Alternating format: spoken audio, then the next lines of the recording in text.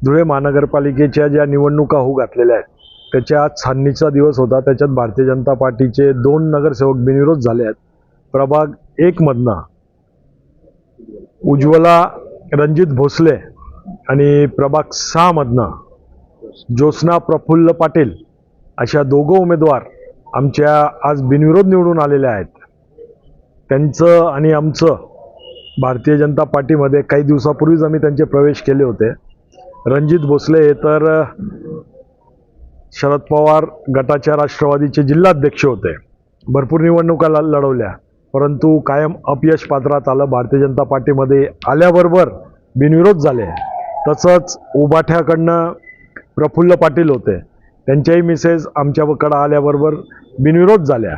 असे आज 2 झालेले आहेत, अजून 2 दिवस माघारीचे आमच्या हातात आहेत। जवळपास 7-8 उमेदवार आमचे बिनविरोध होण्याची या ठिकाणी शक्यता आहे।